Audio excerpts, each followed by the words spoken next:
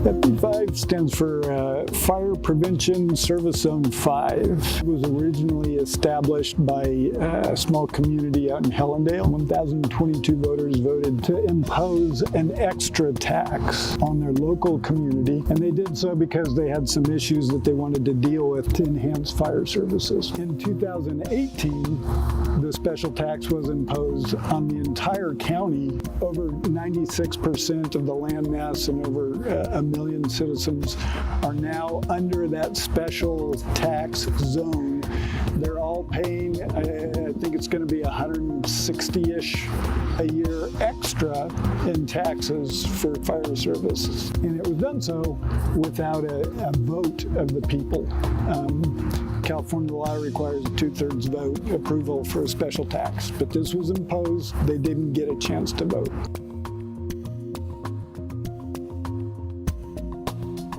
As part of the review that will be associated with item 134 is to open that review and relook at resolution 2018-99 that was passed in October. It feels like we have an opportunity, and that opportunity is to go back and redo what was done, in our opinion, incorrectly. In 2006, 1,022 voters in Helendale voted in favor of what originally, or what ultimately became FP5.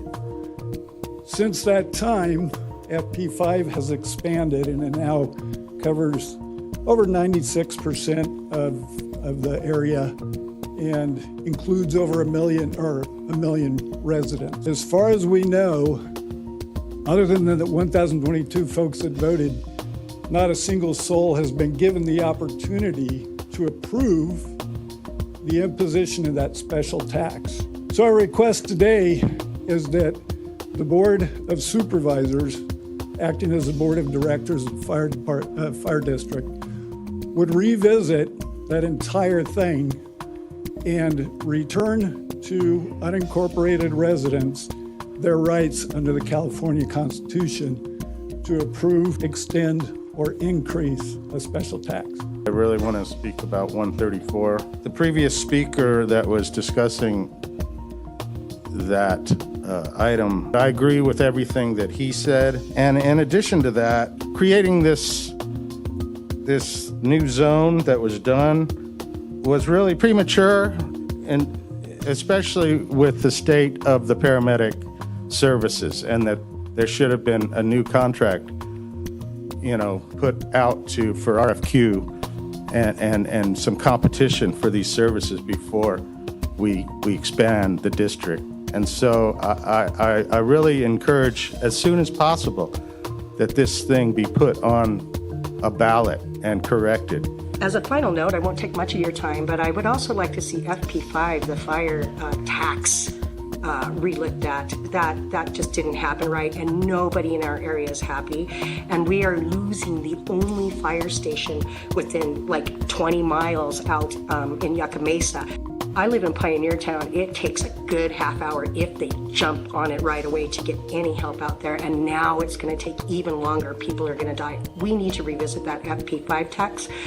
Thanks for working with us. Thanks for listening to us, and we hope to work with you more in the future.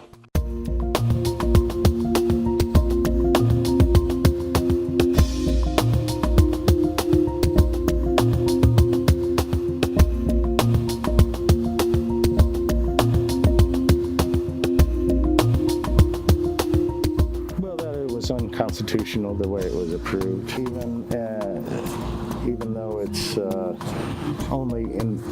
it only affects supposedly the unincorporated areas. I really think it impacts the entire county because to me And just like I was saying in my comments, one of the services that's included is the paramedics services.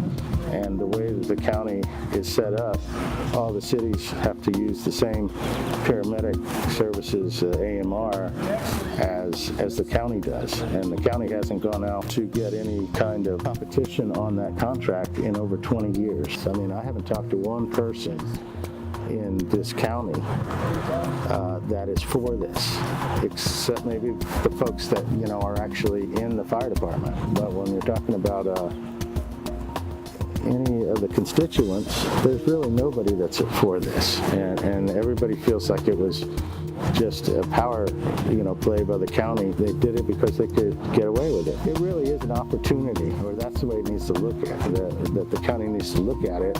They got some problems with the way it's been set up. Go back and do it the right way.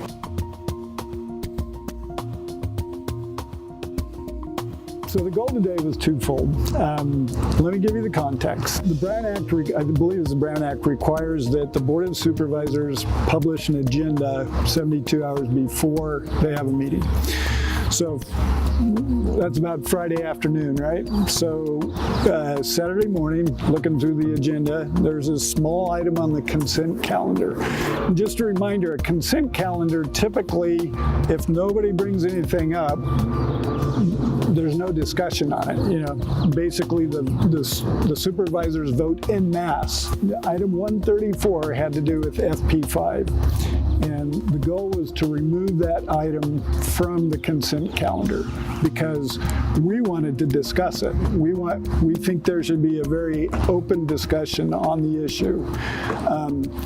And the reason why we think there should be an open discussion has to do with the second part of my mission today. And that was to encourage the supervisors to revisit the whole FP5 debacle. Apparently, reading between the lines of kind of the detail, the county goobered up execution on the resolution that implemented FP5. So they're having to go back and clean something up. The second part of my mission was to ask the Board of Supervisors, as part of that going back and doing a do-over, is let's do a real do-over. Let's actually repeal that original initiative, and as they should have, bring the issues to the voters for a vote. We have a website. If they just Google the Red Brennan Group, info@redbrennan.org, they can send their contact information. We put them on a distribution list. That's one way, But what we really encourage folks to do is to identify who their supervisor is, what district they live in, who their supervisor is, and contact their supervisor and clearly explain that the issue is, hey, we should not be taxed without our approval. It's clear in the Constitution.